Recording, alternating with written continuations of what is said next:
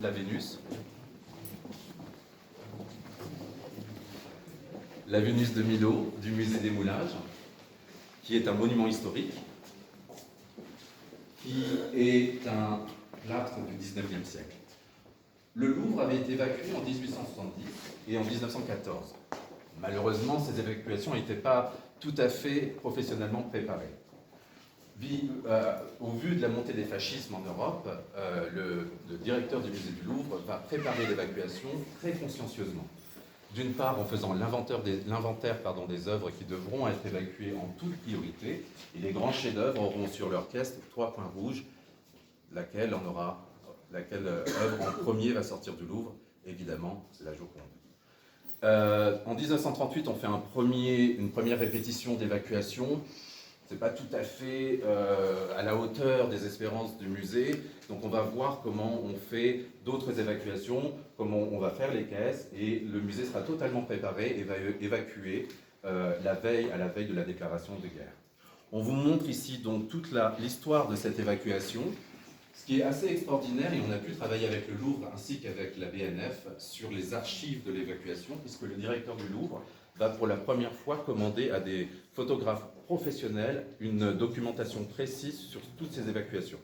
Les caisses avaient été faites, les lieux de répartition avaient été analysés, et tous les corps de métier du Louvre vont s'y mettre, y compris par exemple la Comédie Française, parce qu'ils avaient l'habitude de transporter des grands décors. Donc les grandes pièces du Louvre étaient prises en charge par la Comédie Française et ses camions pour l'évacuation vers Chambord, qui était devenu un centre de tri, et ensuite vers les autres havres de paix pour ses collections.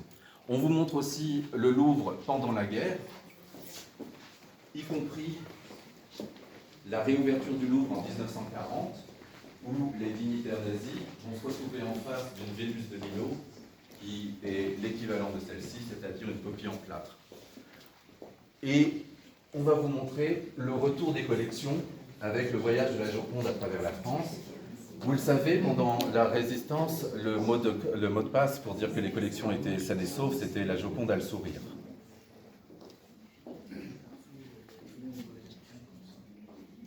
Mais évacuer pour sauvegarder, c'est aussi prendre des risques.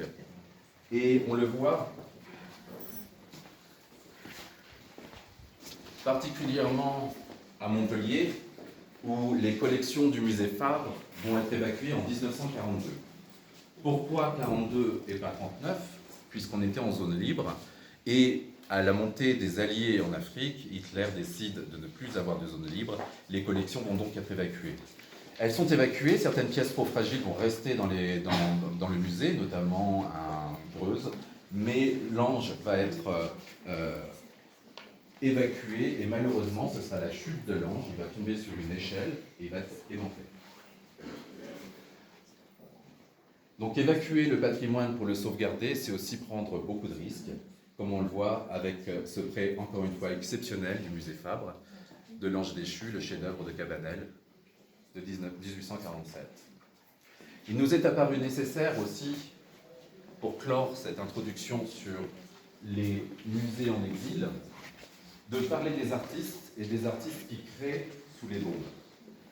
On a donc invité une association qui s'appelle Artistes Support Ukraine, et on a décidé de montrer une exposition d'artistes ukrainiens et ukrainiennes, de 16 artistes, qui ont tous été aidés financièrement par le MoPo, à faire la conclusion de ce plateau introductif et contextuel sur la création pendant les conflits. On liste aussi, grâce à l'UNESCO, les différents monuments, les différents centres de culture, les différents musées qui ont pu être endommagés pendant ce conflit, à date du 17 octobre. On en recense 204.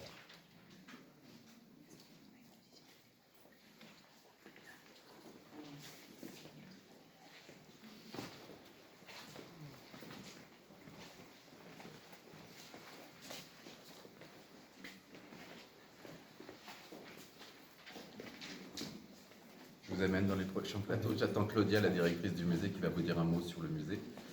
Et donc, on a ici 118 œuvres d'un peu plus de 80 artistes. Certaines œuvres, effectivement, ont été créées à l'occasion de l'exposition. On verra en bas une commande qui a été faite à une artiste ukrainienne basée à Berlin. Une partie des recettes de billetterie vont être reversées à une association, Artistes at Risk, dont la mission est de prendre en charge les artistes depuis leur départ en exil jusqu'à l'arrivée dans les pays, les recueillant.